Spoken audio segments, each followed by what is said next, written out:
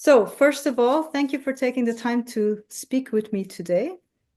I'm really excited to dive into your research across the 3 books you've published, as well as your forthcoming book in 2025. Right. And yes, when is that, by the way? In July of July. this year. But let me also add, it's my pleasure to be able to be here with you.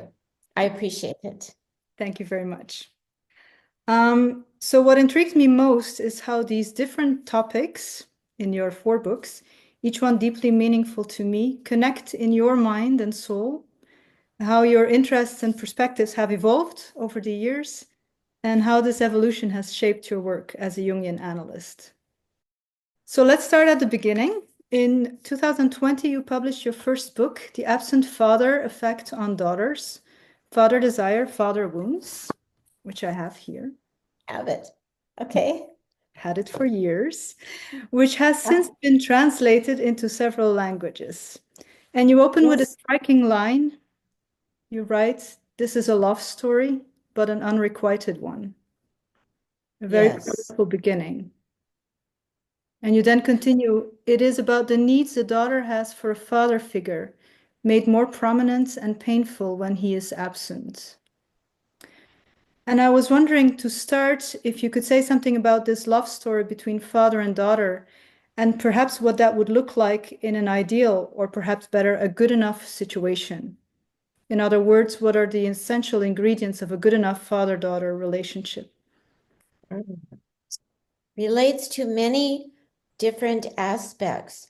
You know, I think it's basically how a father knows how to appreciate the life force of his daughter as similar to himself and different, so that what his love does is it promotes her strength of being and her sense of self, even if he is threatened, even if she goes beyond him, that he will, through her life, be there emotionally, correct physically, encourage her physical development, pride in body, mind, and soul.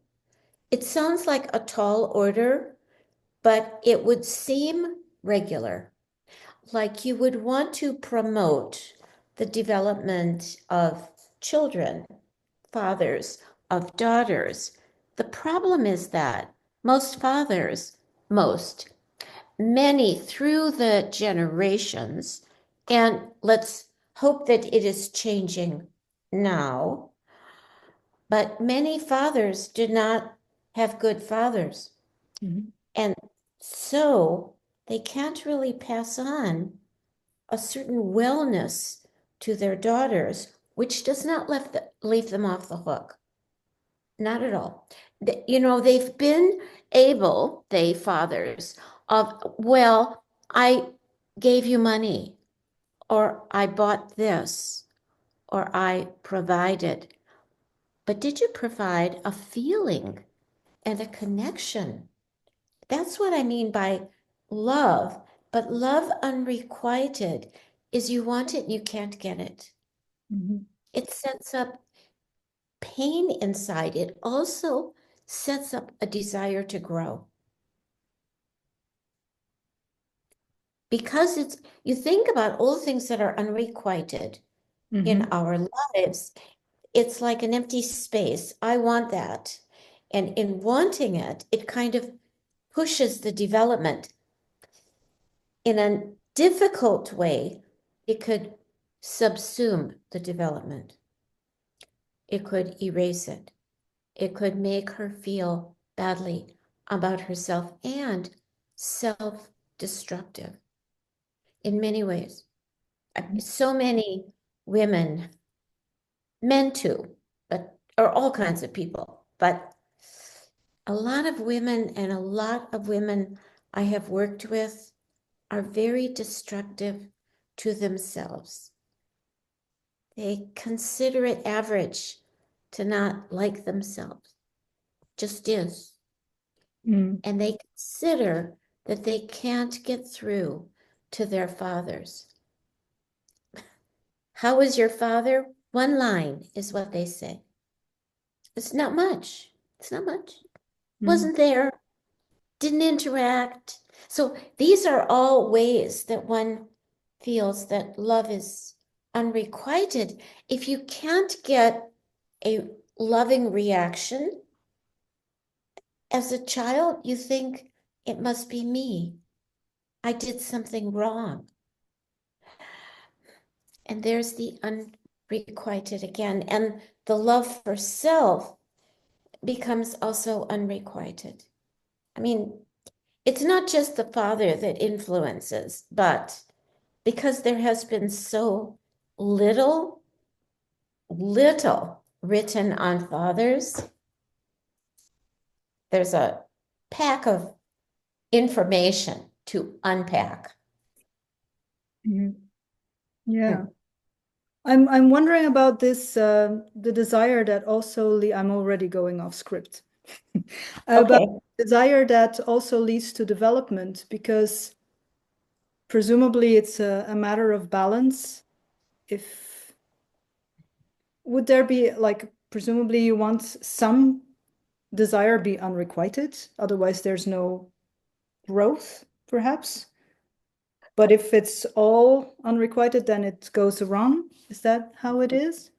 I think that's correct. I think that there always is some desire that we have that will go unrequited.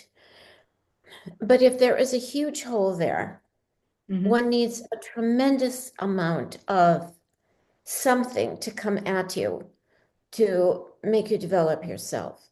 And sometimes it takes years, years, years, years. Equally, what I meant about the daughter-father romance, I mentioned that as well. That's what's promoted in cultures, at least in the culture of the United States. She's, the darling of him, supposedly. Not too frequently, but culturally, that's what's promoted. It means she has to be diminutive. She has to be small. She can't go beyond him. So again, her development is stunted when there isn't enough of the appreciation of her or him seeing her, really seeing her, not sexually, but healthy sexually, not putting her down for her mind, which too often still happens. Not dictating to her how she should be.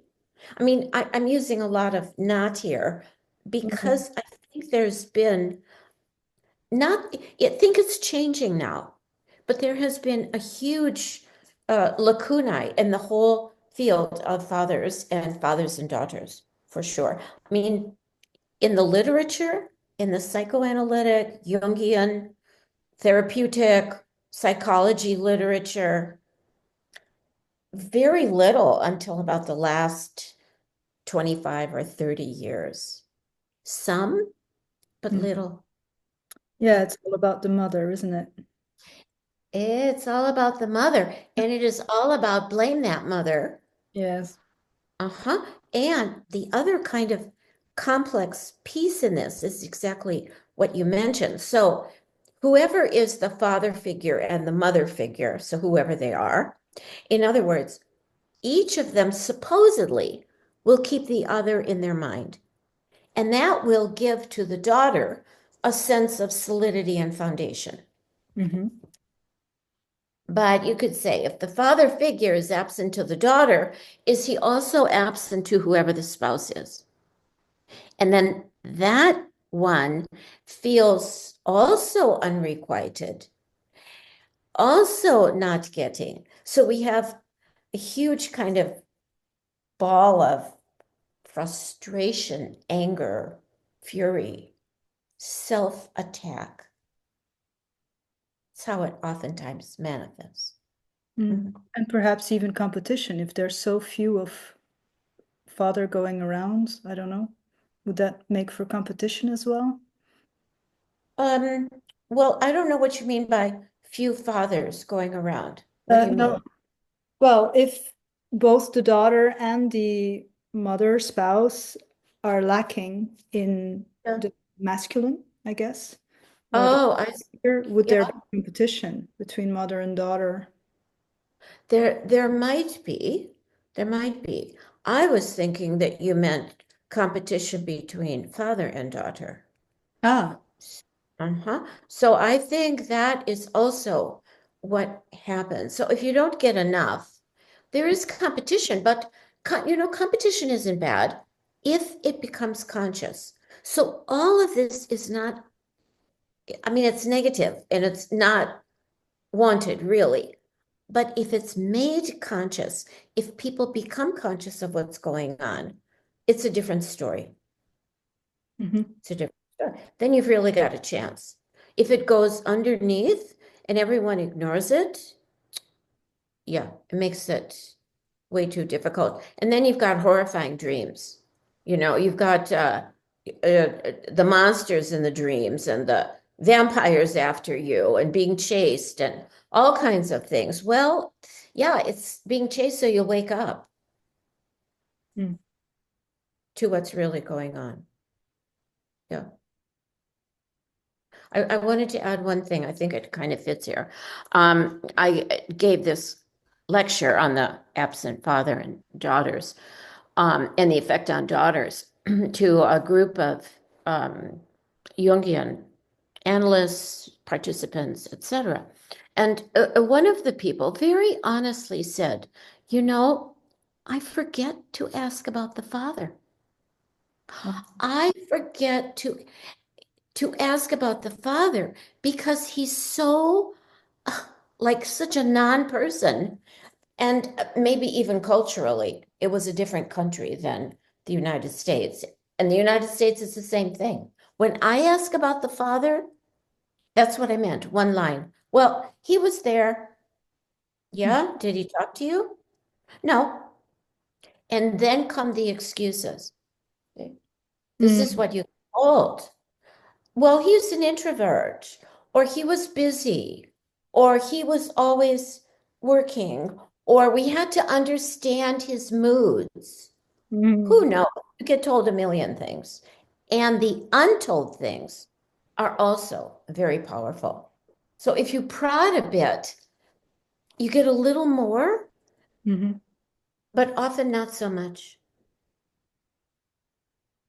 Yeah. Mhm. I wonder if it's, do you do you think it's common for fathers to be perhaps wonderful to fit within that current cultural idea of, fathers doting on their daughters, and then that it all goes wrong once she hits puberty? Would Well, yes. There are crucial moments in life. Every day is crucial, but there are some that are more crucial, and you're exactly right. What happens at that time?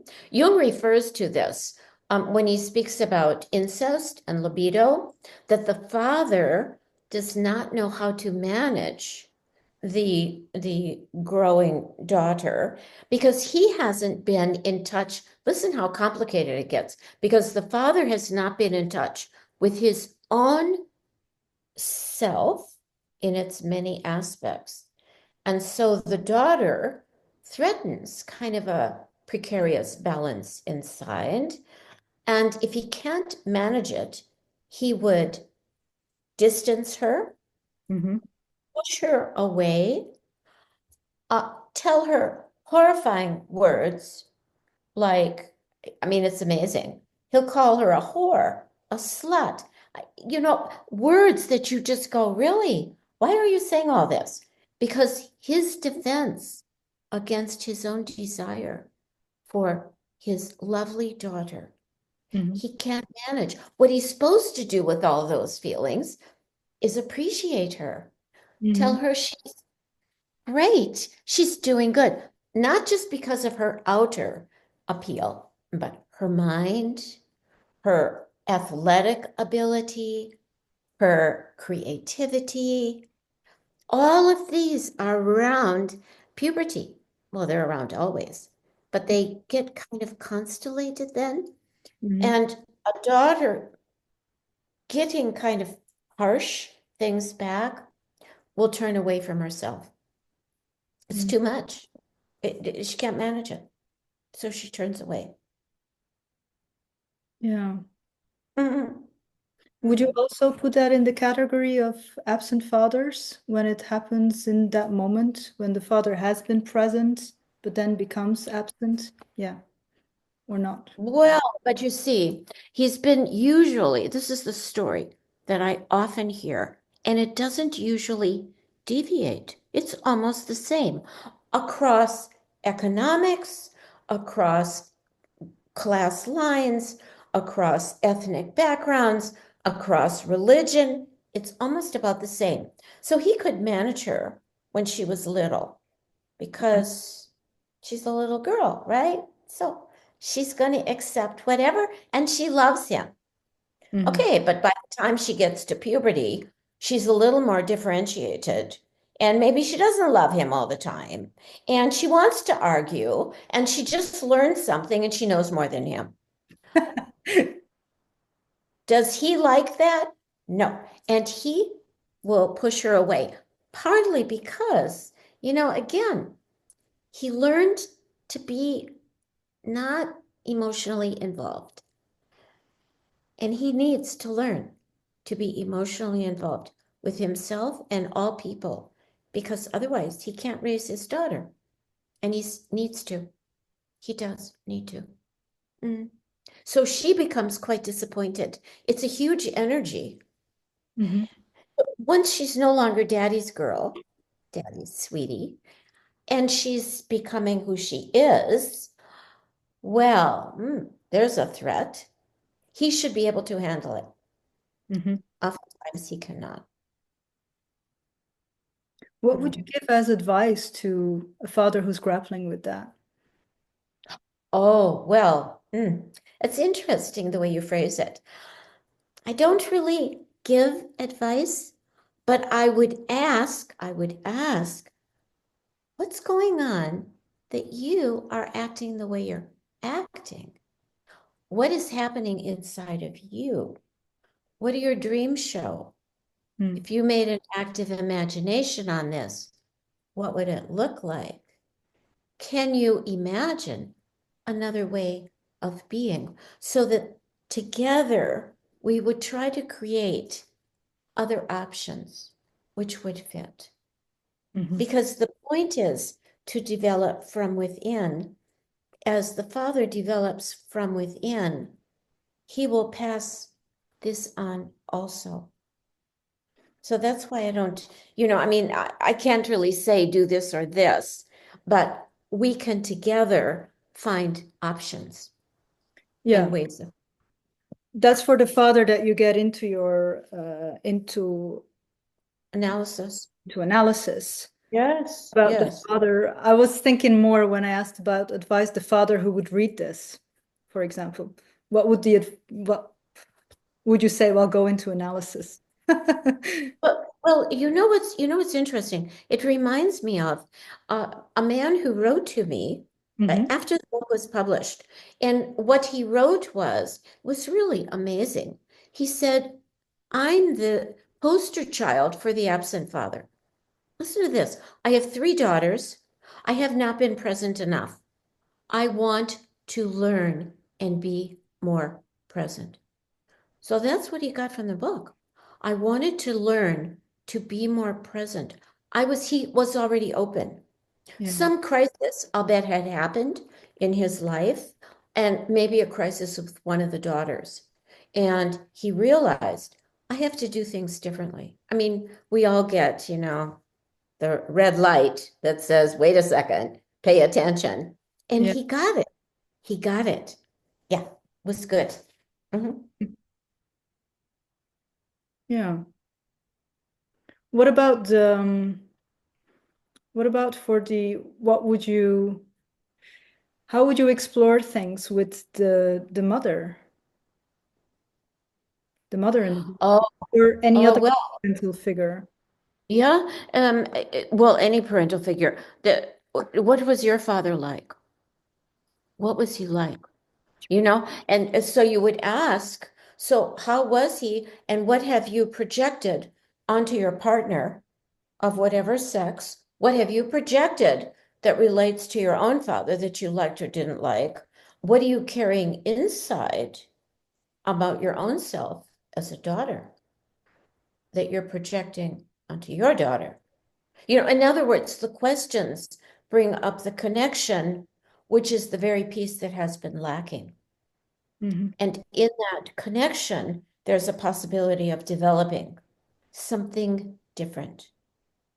Not the same old thing, not the rote, I'm going to do exactly the way I was raised. I couldn't stand it, but I'm going to do it anyway. That's being unconscious.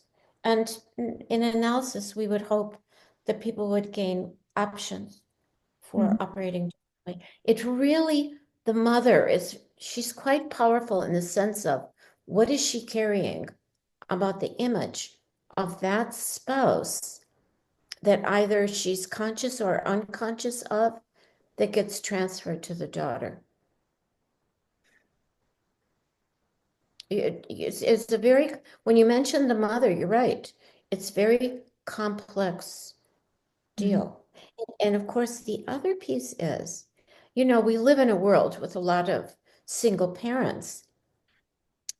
There are not so many single fathers that raise daughters. They get them part-time.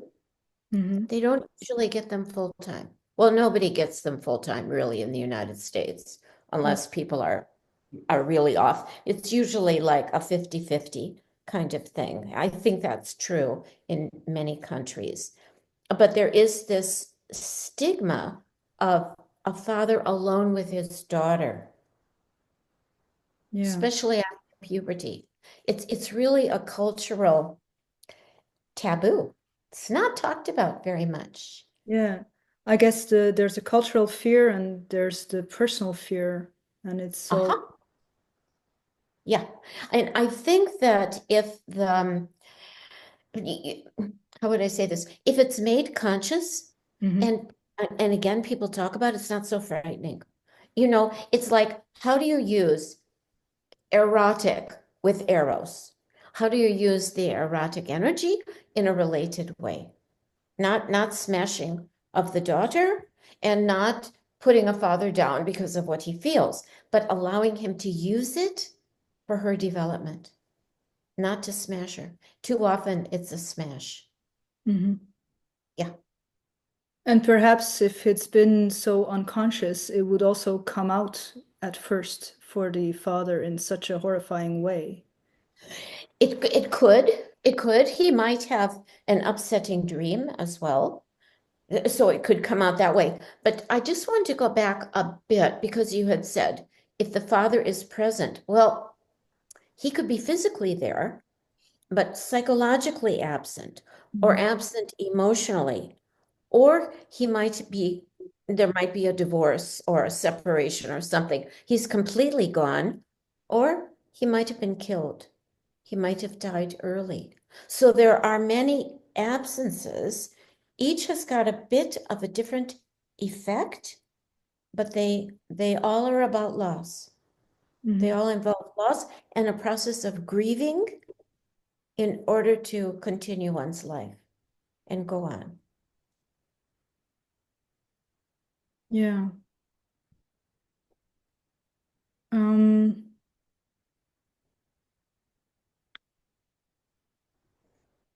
so I was wondering how it affects the daughter in later life, how it affects the daughter's body, voice, the way she expresses herself in the world. Well, I have found that unless that loss has been really acknowledged and the desire acknowledged, also I would say the anger and frustration at having an ineffective and insufficient father, or having a father who was way too powerful, authoritarian, You must, I'm the disciplinarian, you have to. And it often, when it is more severe, it takes longer. It takes longer to unpeel the layers because there's a natural thing that happens, not always, but there's something of you try to make it better than it was because it was so awful that you can't quite take it in. So you pretend, you make up stories to yourself, excuses for why he wasn't, it happened, and that affects your body, your intellect, your career, your focus, your development, if you want to, of family. It just affects everything. You know, when you tell yourself stories and you try to make what was awful less awful, it doesn't work. It just takes longer to unpeel the layers. But you're correct. It affects everything. Everything. And causes a great deal of destruction. Relationally, personally, psychologically, creatively, creates destruction. No doubt about it. Yeah. So I'm wondering how it unfolds in the clinical relationship. So you've already mentioned that what you would do is really ask about the father, and insist a little bit. And what? I'm sorry. And insist a little bit if you get the one line or if it gets the question. Yes. Yes. Well, if it's one line, I will say, but you only have one line of a father who you were supposedly with for years. What happened? What happened? And the other thing, of course, that happens is, the father has to walk in the office, metaphorically, symbolically. So, sometimes I will be the father, or it will be projected onto me, and I'm always appreciative and will make conscious. What do you think? I'm acting like your father. And what happened there? What happened right now that was what you didn't get, or what you needed, or what you're mad about? Bring it up. Let's talk about it so that he gets depotentiated and depotentiated in the psyche. Because you can't have your father running your being. It's not right. It's not right. It's not right. So the sense of self is supposed to run your being, not the father run your being. So the more that he's involved in the analytic process, dreams, active imagination, the transferences, better it is, as far as I can see. Because it makes it clearer. Okay. And is there anything that therapists should be especially mindful of when working with patients who have suffered a severe father wound? Yes, I think to recognize it. To recognize it. Oh, absolutely. And not make it better, not make it better. Because there's another piece in here. Sometimes, I mean, we all change through life. Well, not all of us, but we hope people grow through life, except a lot of people don't. On the other hand, so sometimes, I will say, well, the father of now is not the father of before. So it's like a differentiation. That father, who was that father? And when did you notice that he changed? And did that affect you in any kind of way? So I think that therapists want to not just go away from the father, but really, what is he doing there? How has he affected? Is he still the way that he's remembered? And of course, there's another part, which is some people have had very difficult, traumatic situations. They don't remember. Yeah. So it's not to make up memories, but to acknowledge if you don't remember, it couldn't have been very good. So there's a certain acknowledgement of what's going on with that person. I think that's what happens so often, is that the father has taken on this kind of all-powerful something, Mm-hmm. and the daughter has not. So if you look up father in any of the literature, he's always associated with authority, power, discipline. Really? How did that come about? The mother is not associated with those things. Mm-hmm. Yeah. And so why does it keep happening? What's going on? Yeah. I just add that. It just amazes me. Also with people who want to be very egalitarian, as we would want to be, still the father gets these projections. And yeah, fatherland, father country, Mm-hmm. father this, that, father leader, all kinds of things. And people automatically get reduced into their child self Mm-hmm. rather than, be there in your adult self. So I think we're talking about a rather emotionally painful, and also painful because it still hasn't been explored that much. Jung wrote one essay on the father. He had 5 children. Mm-hmm. One essay. So, and he had a very difficult story with his father. So did Freud. So look at the history and the generational, energy that we all inherit in a strange way. We're all susceptible to it. Yeah. And it was interesting when you had your list of fatherland, father this. I was Yeah. thinking, oh, but it's mother tongue, right? I Oh, was you thinking, mentioned you mentioned voice earlier. yeah. Okay, mother tongue. But when the father has been so overriding, Mm-hmm. he actually, she hesitates to have her voice. Mm-hmm. Not always, not always. Oh, I know. Um, because you're in France. Yes. Okay, Helene Cixous. I think I say the name wrong. However, Cixous. Ciseaux. Yeah. Yeah, Cixous. Okay. But she writes a great deal Mm-hmm. about women's voice. And she had a very good father. Aha. She said. So she says. So if you get a good father, now I don't know what that really means, good father, but for her, what that's her impression. And she speaks about women's voice, women's writing, women's way. Very interesting.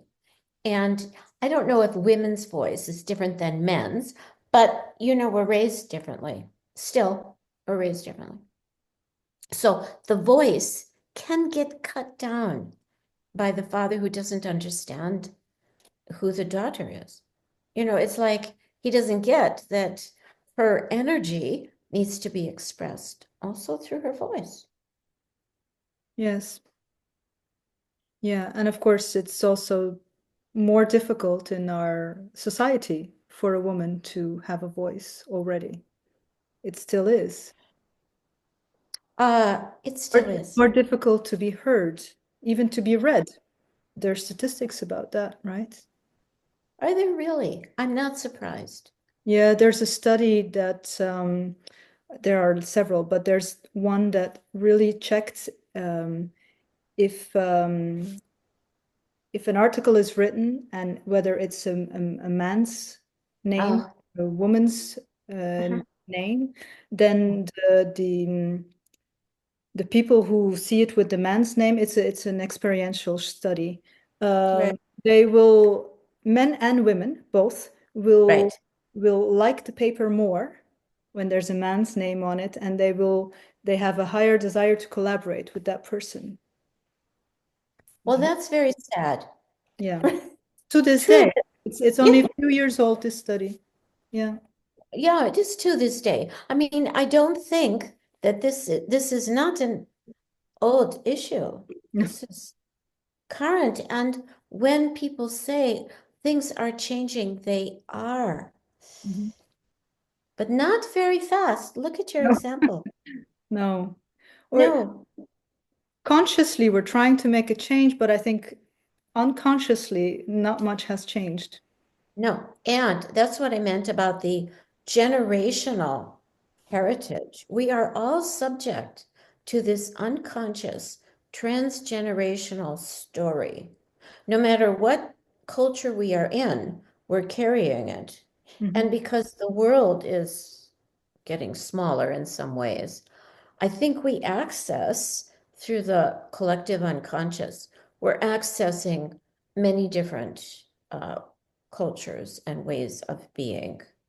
And yeah, and it's very important to be aware of what our particular culture is carrying about this father-daughter relationship. Yeah, that's true. And the cultures are, of course, getting mixed up. I mean, American movies are everywhere, right? They, True, true. And what do they promote? They promote They're promoting an old way. And why? Because people are uncomfortable with change. People are uncomfortable with change. I mean, even you said, what would therapists ask? Well, isn't that something that through their own inner work, they have figured out what to ask? What is important? What is unconscious? What is unknown? Where are the gaps that need to be filled? A lot of people can't look at it because it's not pretty, really. It isn't. yeah. Yeah, there's one other thing I would say, kind of in the realm of Jungian psychology. We could wonder, what does the shadow of the father, his unlived life, frustrations, how does that get put onto the daughter? So, for instance, if the father views himself as a success, what kind of shadow is he putting onto the daughter? Does he want her to be as successful? If he views himself as a failure, does she also have to fail and not supersede him? So it's got the shadow of the father onto the daughter can be pretty powerful. His unlived life. What is she supposed to live for him? And does that really coincide with who she is? It might not. And the worst thing is perhaps also that if she really lives then his unlived life and his shadow, then he will reject her for it because it's his shadow. He doesn't want it. Or there is a scenario where that could happen, which is like a double betrayal, right? Yes, but look at what we are talking about. Betrayal. So betrayal in general, if the father does not promote the daughter being who she really is, he's betraying her. And if he wants her to live his life and he's mad that she does or mad that she doesn't, she's caught. He is too. You see, nobody gets to live very clearly, or we're not talking about happy here. No, no, no, it really isn't. It is not. The thing about looking at the unhappy sides of the betrayal, the loss, grief, and how to recover from it also relates to having hope and joy because you have to. That's that space of desire. What do I really desire? Not only what do I desire from the Father, but what do I desire in my life? And how am I going to get it? And how can I amass my strength to be able to do that? Yeah. I mean, you have to have hope, otherwise you wouldn't do it, right? You wouldn't. Yes. Yeah. Because it's difficult work and it's long. Yeah, it is. It's long. It takes a lifetime. But the question is, what else are you doing Yeah. besides right? Besides your own growth and development, that will help the world. So we might as well do it. That's very true. Yes. I had some questions about your other books. Yes. So in 2023, you published your second book, Imposter Syndrome and the As If Personality, the Fragility of Self. Yes. And I was wondering if you could share a little bit about this topic, just a teaser, I guess, because we don't have that much time left, and tell us what drew you to explore it, and perhaps if and how it connects to the experience of the absent father. Yes. Well, so how do we find what we need to know about? It's kind of magic and not magic. I read an article by a Jungian analyst, Hester Solomon, and it was on the as if personality. And as I read it, I thought, oh my goodness, I see so many people like this. Women, men, whomever, I see people. They will say, even in the first session, I'm a fraud. I am fraudulent. I am a fraud. I am a liar. And I do not live my real life. Nobody knows me.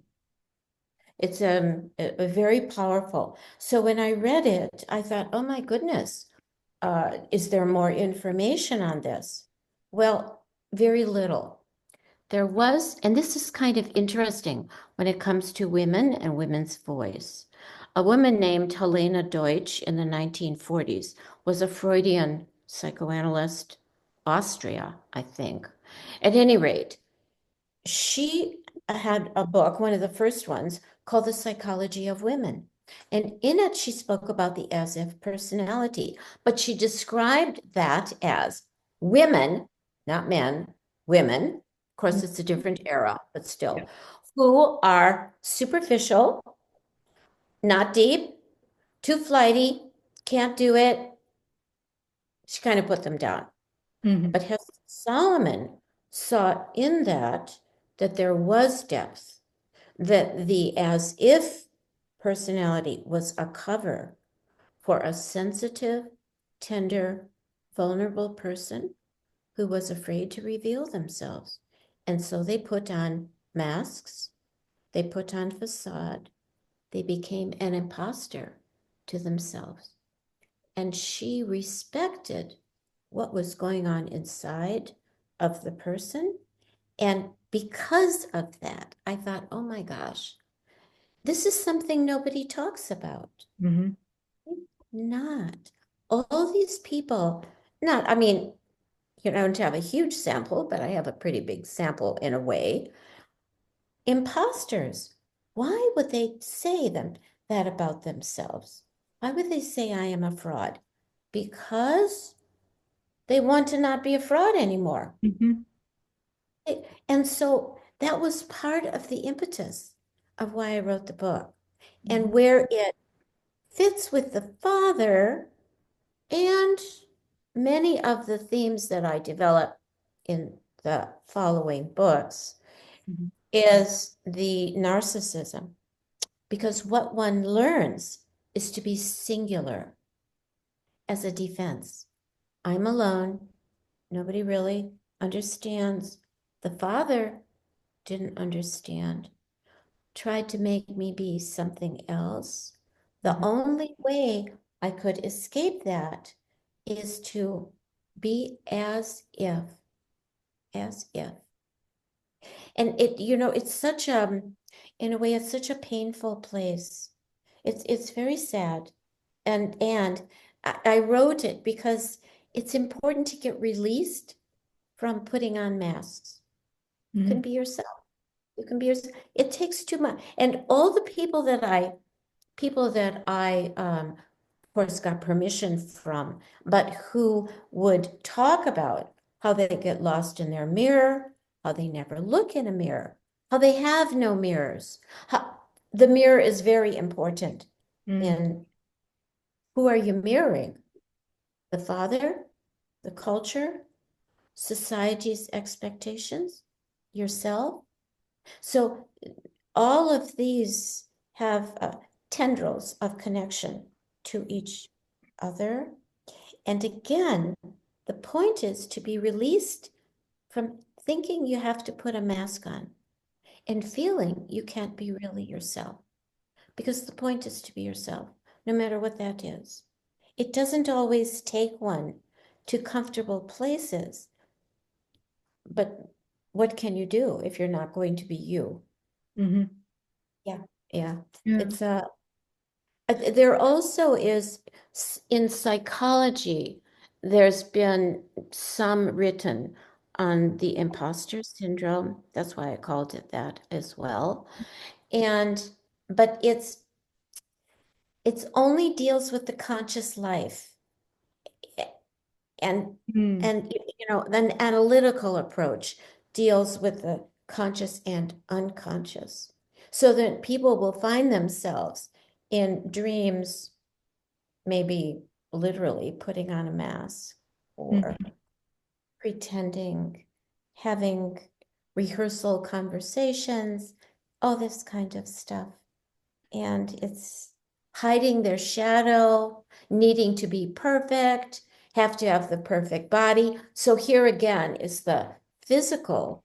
Why do you need a perfect body? You know, and who demanded it? Was it the father? Yeah. Or was it the mother? Or was it the culture? Or was it oneself? So that seeking for perfection is so elusive. You can't ever get it.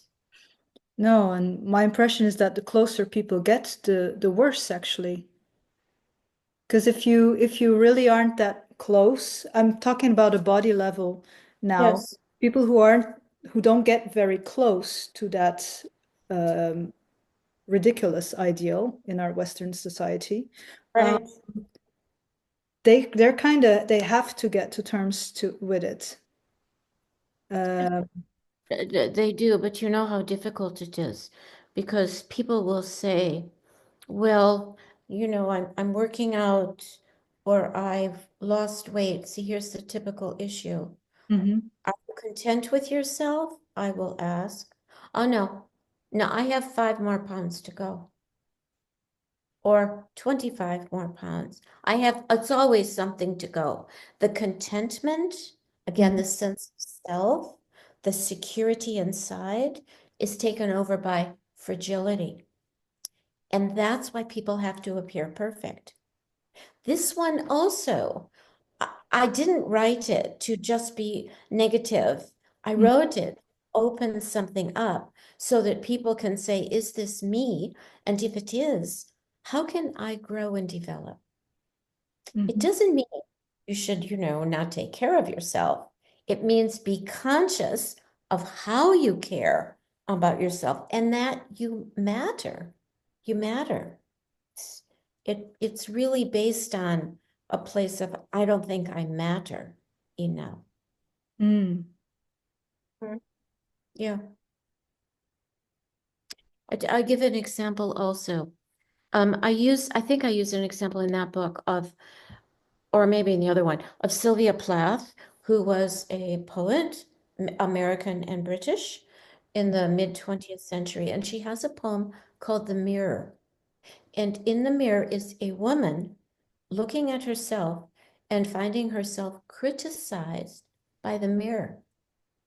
This is a typical, happens to everybody. They look in the mirror and that mirror talks back and says, oh no, you are not good enough today.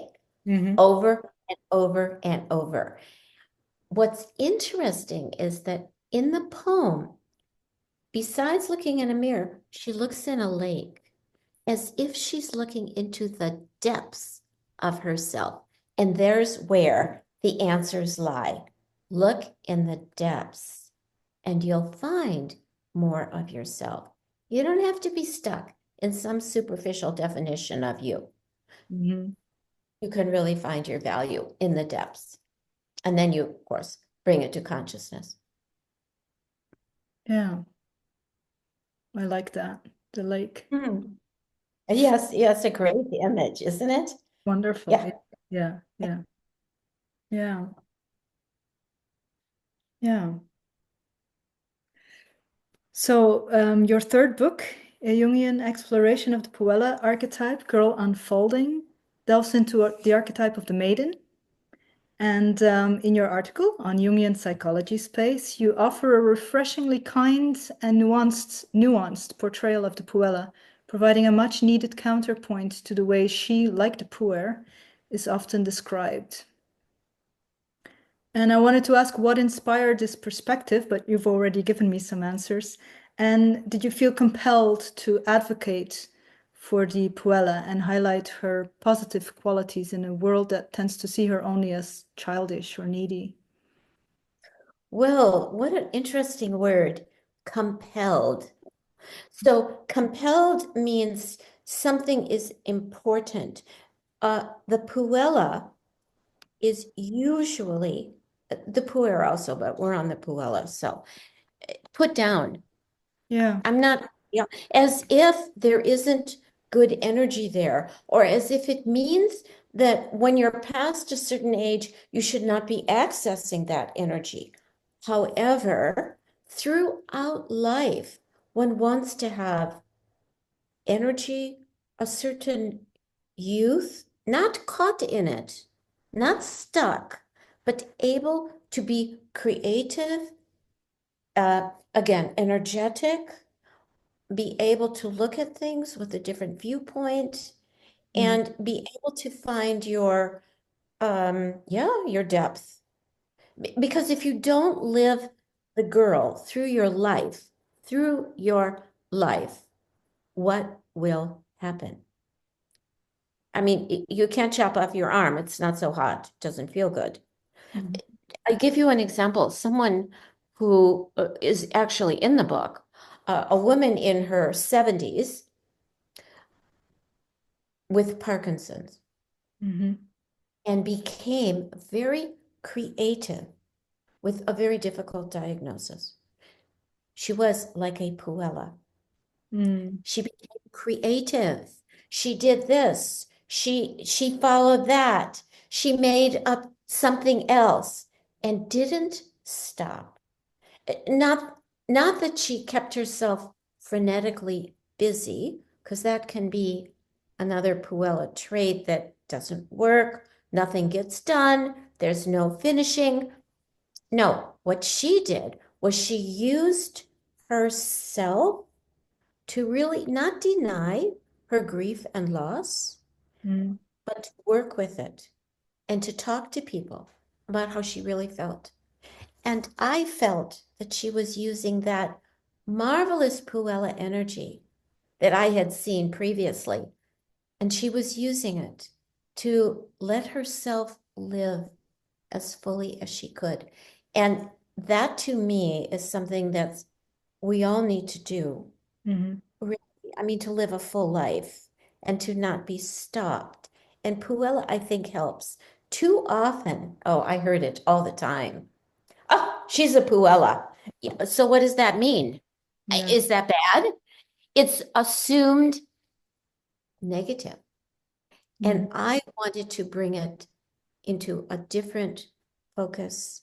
It isn't negative. It's just like everything. How are you going to use it? How will you use it? Yeah. About your upcoming book, An Analytical Exploration of Love and Narcissism, The Tragedy of Isolation and Intimacy. And I just wanted to ask you if you could give us a little glimpse of what we can expect, a little teaser. What I talk about a lot in the book is the mythology of Narcissus and Echo. So I bring Echo in because, like many female figures, not all, but like many, she gets forgotten and she becomes anorexic. She loses her body entirely in the desire of love. Narcissus also loses his body in the desire for love. What is so amazing about Narcissus is if you read Ovid's, the Greek 330 BC or something, so long ago, he says a beautiful line in that Narcissus does not know who he sees as he looks in the pond. Once again, the mirror of the, he does not know It is him. And that is the tragedy, that the narcissistic person does not know who they are looking at. The tragedy is that they are encased in their own isolation. Here's singularity again, and they cannot see the other. And in order to grow, we need other parts of ourselves. He can't see that. He sees one part and doesn't even know it's him. It's a powerful piece. The other thing is that Narcissus in the myth, his mother is told that if he grows old, he will not, let's see, if he grows old, he will not, he'll know himself. There's something about growing old which he can't do because it is not going to reveal himself to himself. And equally, he does not know who he is, even as he dies. So the story is one, talk about desire. Oh my goodness. It's unrequited love for sure. So in the book, I use that myth to explain and talk about the figure of Echo and also of Narcissus. There are other people who have written on Echo as well. Not too many. And often Echo, no matter what sex she might be, would have the personality type of only being able to echo the other. What she does with it is, it's interesting. Through it, she expresses herself by her tone of voice, by the words chosen. So she doesn't exactly keep herself back, and she is the pursuer of Narcissus. It's a turning the story around, and it's quite a challenge. The bigger challenge also, or a big challenge, is how many people will say so-and-so is a narcissist and write them off. Yes. I think what I am saying is don't write them off. Yeah. Don't write them off. They're a narcissist. It doesn't mean you can't get through. Go for it. Get through. Wow. Yeah. Yeah. Try being Echo, but don't lose yourself, I guess. That's exactly right. Echoing back with emphasis and with energy, but don't get lost in his singularity trip and call him on it, him or her. Yeah. Because again, behind that is the person who's very fragile, vulnerable, and very tender. And that's why the narcissism developed. And sometimes very dangerous. Meaning what? Well, a narcissist can be very dangerous. If you're trying to be Echo and you lose yourself, then it can destroy you. Well, if you lose yourself anywhere, you are destroyed. You are correct. And is it dangerous to lose yourself? Yes. You can't live if you have lost yourself. I agree, totally. So the whole point is find yourself. What other protection do we have? I have noticed a different theme in your books and the subjects that you choose, because it does seem to me that you stand up for the people or the types or the figures who are put down. A bit. I would say also perhaps the unexplored or thus far unexplored. And I think it's important to, look under all the rocks and find the value that's there, because there is. And there's lots of reasons why things are unexplored and they need to just be explored and opened up. Yeah. Okay. Thank you. Thank you very much. Thank you.